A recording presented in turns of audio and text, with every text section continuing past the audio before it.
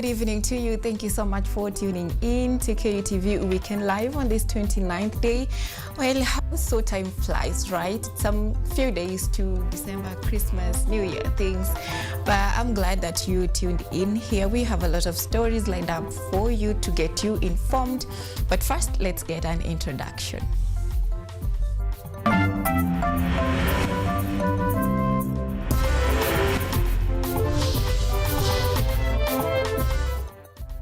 This is Weekend Live with Ochieng, Cynthia.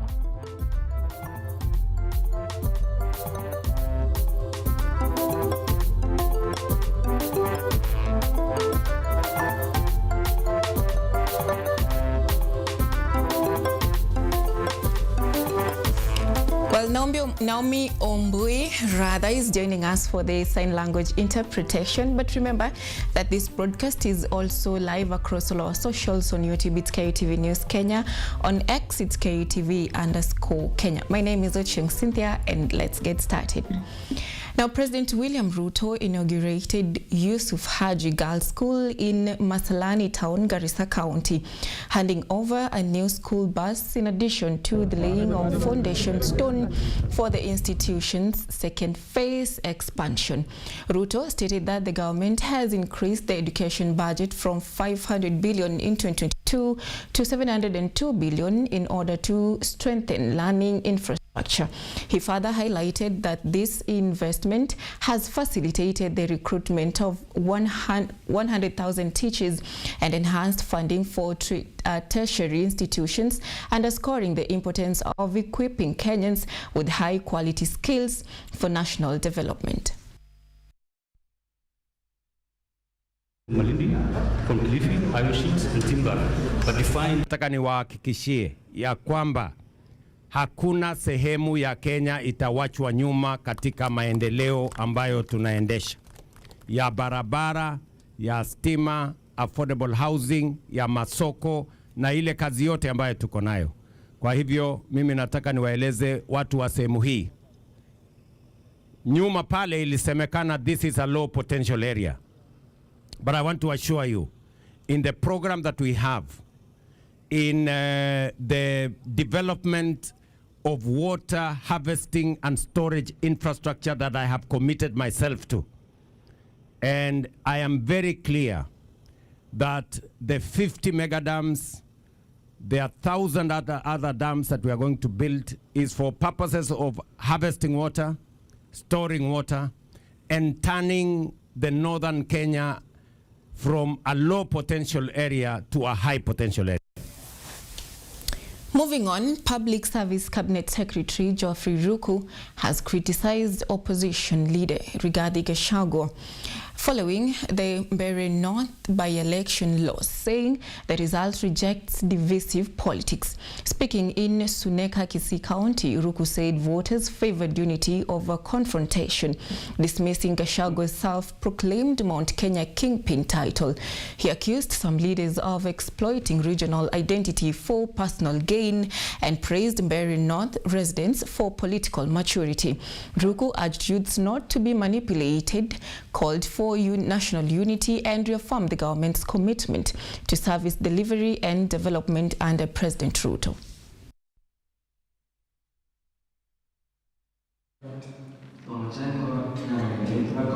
Niona pale Mbeere North kuna mtu ambaye alikuja hapo na kifua, anajigamba, amepepwa huni, majangiri, kutisha watu wasipige kura. Mimi naomba vijana wote wa Kenya msitikie kutumiwa kutisha wale wengine wasipige kura kulingana na vile wanataka.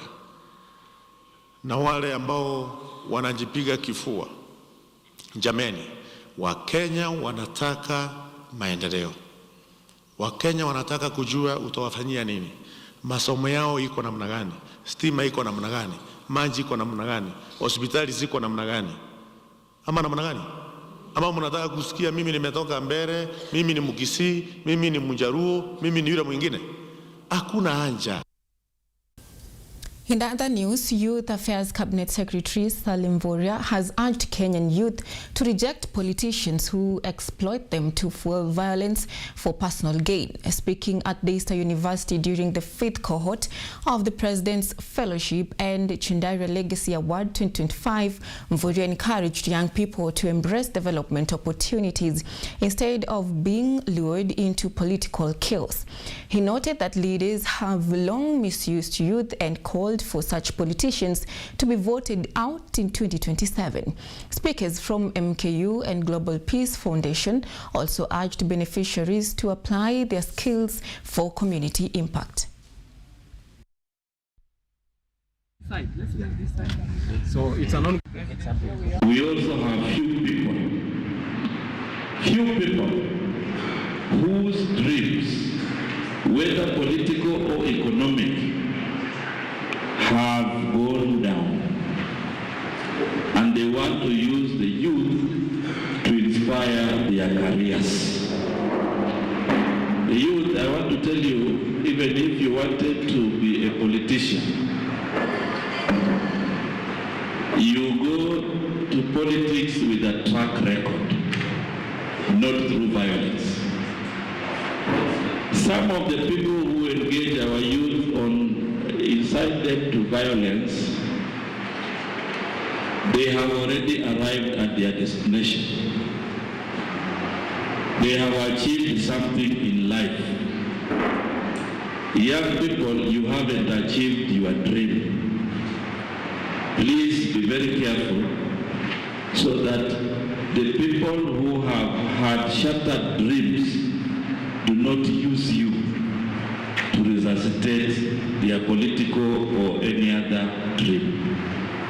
Look at your potential, look at the opportunities so that your potential can be a reality.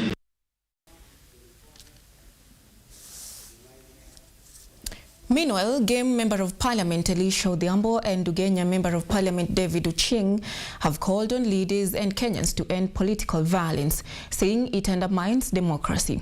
Speaking at Siaya National Polytechnic during a church fundraising event, they condemned attacks on innocent citizens and elected officials during by-elections.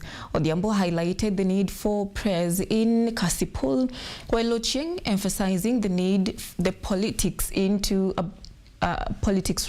is about the people, urging Nyanza residents to support President William Ruto for a second time. They noted that by-election outcomes rejected tribalism and reinforced peaceful political engagement. I want to congratulate the president for proving to Wamunyoro that is still a super president of the Republic of Kenya. And that Wamunyoro is playing on Junior League, him is playing on Arsenal. Secondly, allow me to talk to our politicians. I saw in Kasipul the way the Honorable Kaluma was beaten. We should avoid political intolerance. It does not help, especially beating an MP who is elected and a party official. So we need to talk to people of Kasipul. The one in Kasipul requires prayers. Pepo ile ya kukubali chochote hata kama ni mbaya tuachane nayo. Pepo ya kuenda kuandamana kwa streets tuachane nayo. Pepo ya kutofanya kazi tuachane nayo. Pepo ya kupiga kelele panapo wakubwa tuachane nayo. Politics is about people, it's about interest, and it's about where you want to go. So I want to request all of us who are here today, whether you like him, you don't like him, you love him, you don't love him.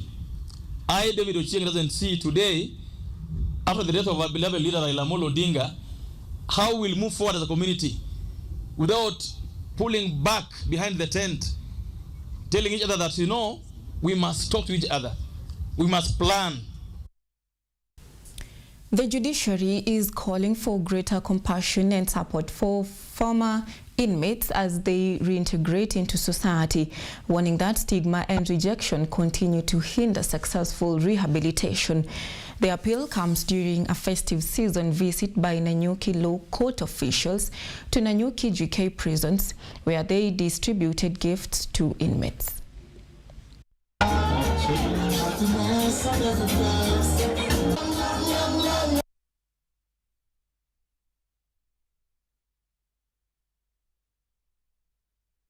Reintegration, cautioning that stigma often fuels repeat offenses.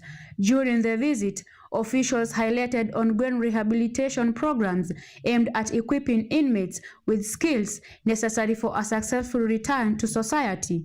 So we wanted to remind them that we think of them. We wanted them to know that even when they finally finish their sentences and they come out there, they don't have to worry about whether or not society will accept them. There'll always be a place for them. Whether they are here or whether they're out there, we still see them as people, and we want to make them feel that love, especially in this festive season. So Nanyuki Prison Assistant Superintendent Esther Maina commended the ongoing rehabilitation programs, revealing that inmates are now receiving training in modern, marketable skills.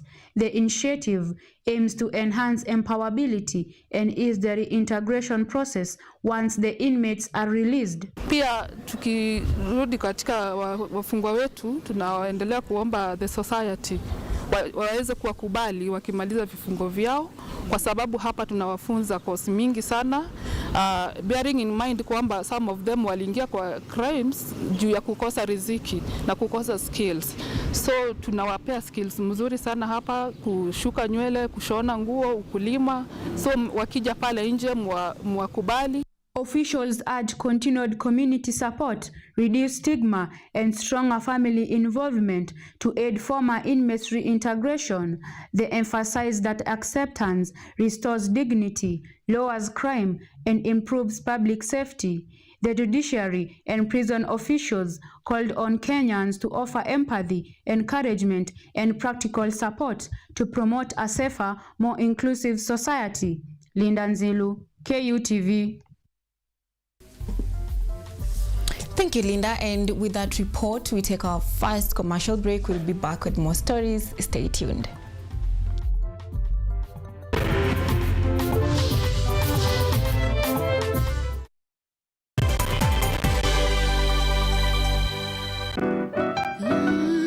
Miti miti, panda panda. Our planet's future is in our hands. However, there is a threat to the brightness of this tomorrow. On EarthCheck, we share the challenges, the solutions, and the hope. I would call this a very momentous day, a very critical day. Every episode, every story, every step we take creates a ripple. Join me, the environmentalist Emmanuel Kutosi, on KUTV every Wednesday at 8 p.m. and be part of EarthCheck. Welcome.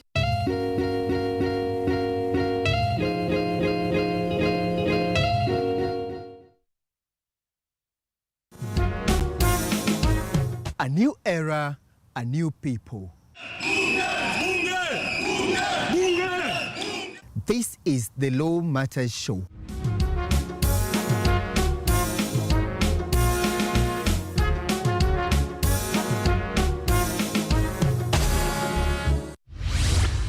A program that brings you legal sensitization on your television. My statement is written and just the quote the prosecution. I think that this loss is a setback for Raila Odinga. What policy recommendations were fronted by the candidate? With diversity, we demystify important legal issues locally, regionally, and internationally. What Tanzanians? Join me, Elvin Onsongo, as I bring you more insights on law matters. We are looking at social issues. What is the problem? Is it the economy? Is it? Law Matters Show, creating awareness, advocacy, and enhancing lives.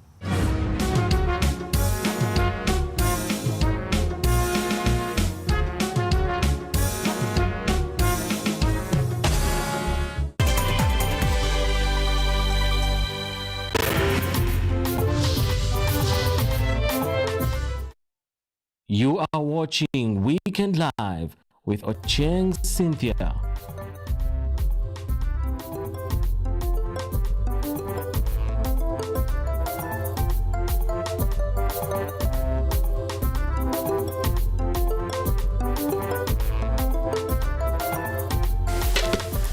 Welcome back, and let's keep on informing you.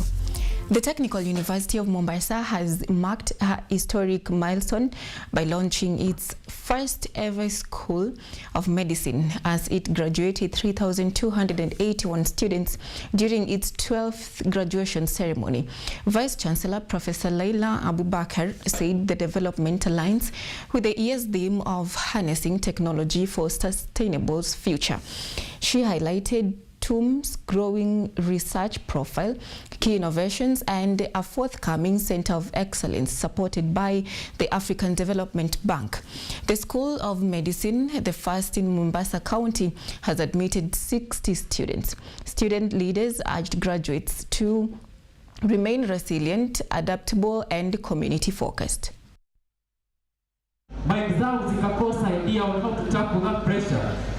Provides our students and staff with platforms, resources, and mentorship to reach high heights through initiatives such as the Pani Innovation Week, our multidisciplinary conference, and other national and international forums.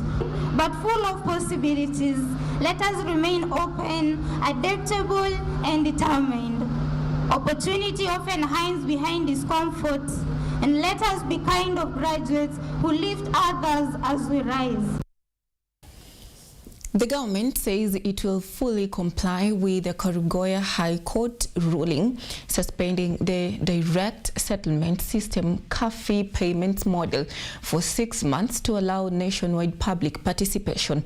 High Court Judge Edward Muridi directed the state to engage all stakeholders before implementing the regulations. Commissioner of Cooperative David Obonyo says officials will tour KUTV growing regions to gather farmers' views, adding that low production of coffee societies will be merged to strengthening profitability. He also warned SACCO officials against mismanaging members' fund, noting that the government is taking action against rogue institutions. We have a plan, we have an elaborate plan of going around and trying to talk to the farmers, to engage them, to hear what are their concerns, so that we are able, as a government, our role is to listen and guide. Otherwise, we don't want to appear like we are pushing farmers to what they don't want, but we want to encourage them, we want to engage and have a dialogue, so that at least we have an amicable solution and a way. We have come up with we are trying to strengthen the SACCO Society Regulatory Authority to ensure that there is compliance in terms of SACCOs, ensuring that they are able to undertake regular inspections, to ensure that most SACCOs are able to maintain the required prudential standards in terms of ratios, so that to ensure that members' money they are safe and secure. Kenyatta University earlier this week kicked off the 16 days of activism to end digital violence against women and girls, urging students and staff to actively participate in raising awareness and combating gender-based violence on campus and online. The initiative, organized by the Center for Gender Equity and Empowerment, brought together students, staffs, and activists in a bid to address the urgent need to tackle digital GBV.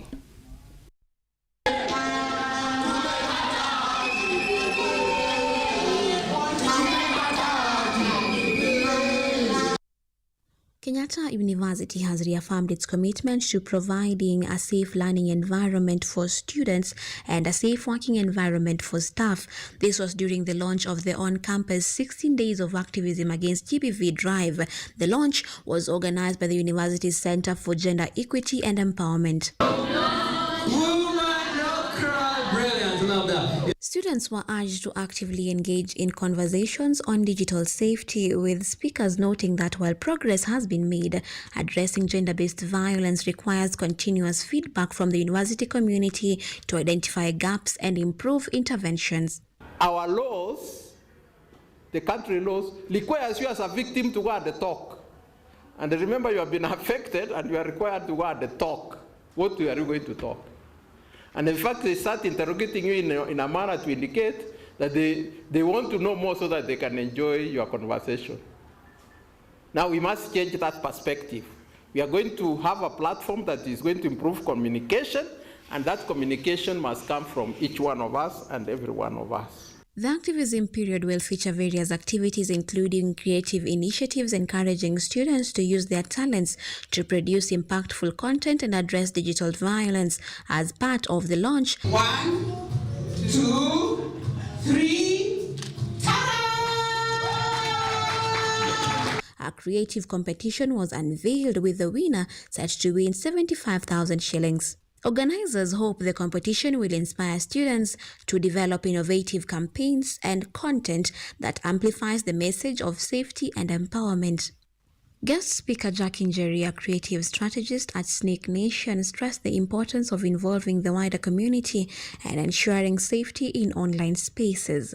Empowering women and girls financially breaks the cycle of poverty, as it is one of the root causes of gender violence, right?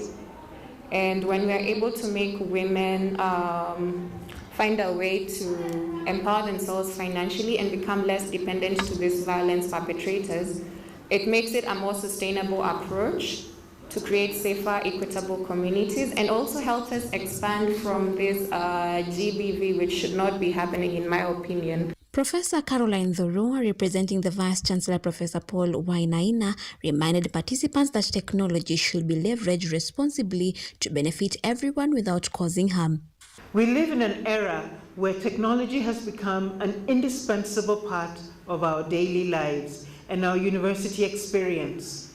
However, this same technology, which connects and empowers us, is increasingly being weaponized to facilitate new forms of abuse and harassment, cyberstalking, online defamation, non-consensual image sharing, and digital surveillance. These acts are not merely online problems. They have profound, real-world consequences, eroding the safety, well-being, and academic freedom of our students and staff. The university community has been urged to be proactive in preventing digital violence in order to ensure equitable growth for all. Yvonne Kemuma, KUTV. And also at that point, we're taking a breather. We'll be back with more stories. Don't go too far.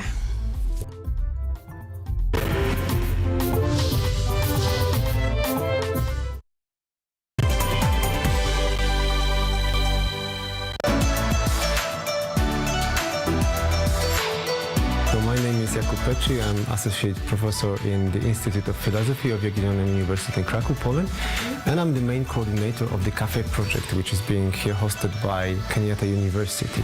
My name is Eva Hudoba. I am a project manager in this consortium. Keep watching cutting-edge research at Kenyatta University Television. Are you an aspiring media practitioner, a graduate, or you just want to advance your skills in television production? Then welcome to Kenyatta University, where education meets innovation. KUTV, the premier university television station in Kenya, is now offering short courses in TV studio, field technical operations, and video editing. Through these courses, you will acquire hands-on skills on camera operations, media production, lighting techniques, audiovisual editing, and sound and visual control, and how to operate key equipment in modern TV control room. Enroll today at KUTV and discover your full potential in cutting-edge TV broadcasting. Graduates of these courses will receive professional certificates. For more information, visit our offices at KUTV studios or call us on 020-870-4252 or 020-870-4255 or SMS us on 0739-110-544. KUTV, a new experience.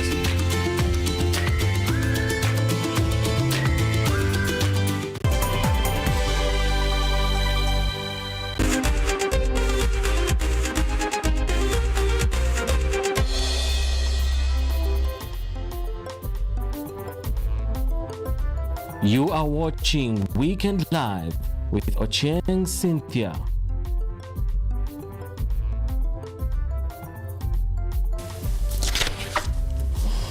Welcome back, and now let's get sporty. Nairobi United will host as Miniema at the Moi International Sports Center, Kasarani, on Sunday, November the 30th, in their second group stage match in the CAF Confederation Cup. The Naibo will desperately seek a turnaround after their opening defeat against Group B leaders Wydad SC at Stade Larbi Zauli in Casablanca. The Nicholas Muyoti-led charge must deliver a disciplined performance to secure their first point and reignite their CAF Confederation Cup campaign against the tough Congolese appointments.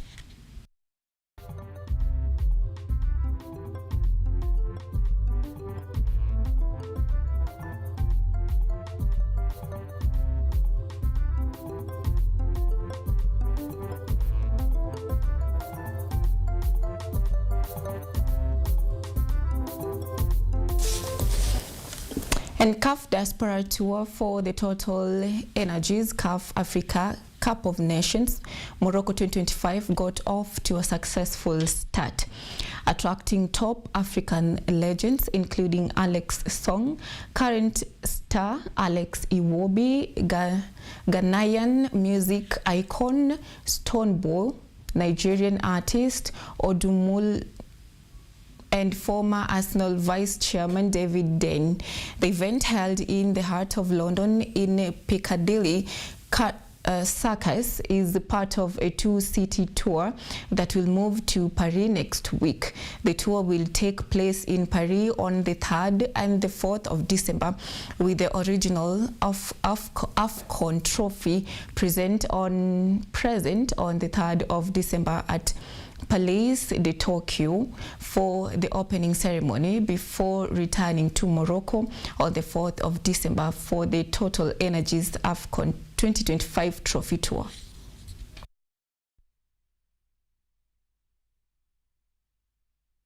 The World Cup without Cameroon, especially they give more team from more countries from our continent, and then we are not there. I think it's the very, very bad things happening to Cameroon football. Maybe because they lost that one, they will be more hungry, you know, because it's like the country like that redemption, you know, like they want to show like, hey, we didn't do very well for World Cup now, for AFCON. We put everything together to build a good team to win AFCON, because if they win the AFCON, maybe we think that, okay, we'll be maybe a little bit happy for that one because we lost the big things. Because like the atmosphere, how the people talking about now, you know, like we are excited to be there. Everyone want, like the fans, everyone talking about this one. That means like the African football is going very, very high, growing very high, and the atmosphere, everything, I think today is big dimension. I'll agree, you know, because you go through a lot. It's not easy. You go through a lot before you get into that level. So it's always tough, you know, physically, you know, also technically. Nothing easy there. Nobody comes to joke. So African football is where a lot of players, they are committed, a lot of teams, they are committed, and it can never be easy. African football has evolved so much, and now, you know, a lot of countries coming from nothing. Now they are known. The likes of Madagascar. A few years nobody knew about Madagascar, but now they have shown what they can do in football, and they are one of the biggest teams, you know, one of the football countries now in Africa. The national women's football team, the Harambee Starlets, have picked some positives in the 2-1 defeat against host Algeria in a friendly match as the team prepare for their second international friendly against Algeria at Mustafa Thaker's Stadium in Blinda. The Beldin Odemba-led charge will be hoping to turn things around and strengthen their preparations ahead of their return leg as the team prepare to return to continental stage in March 2026.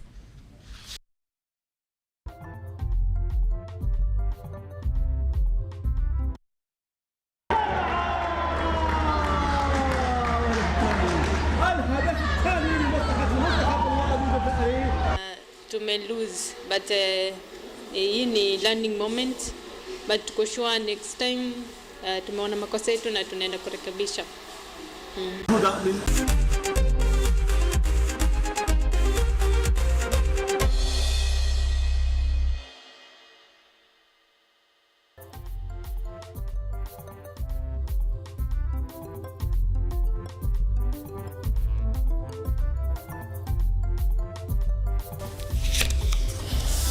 Well, that marks the end of our bulletin today, the 29th of November, the year 2025.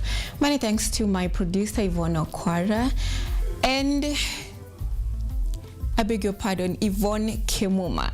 Well, it's not really bad because she's also eyeing an icon in the industry, right?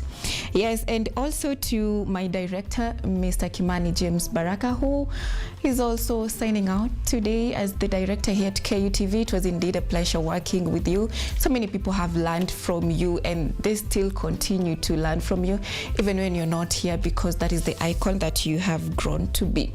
So too many blessings to you, Mr. Kimani James Baraka. Well, that noted, with me tonight was Naomi Ombui. Till next time, do have a lovely night. Good night.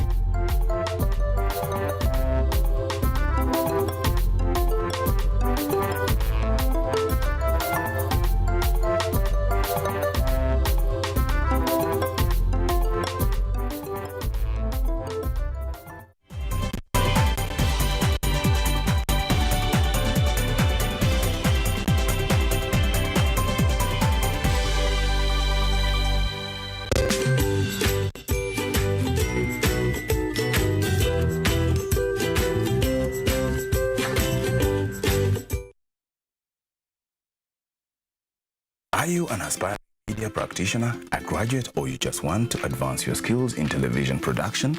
Then welcome to Kenyatta University, where education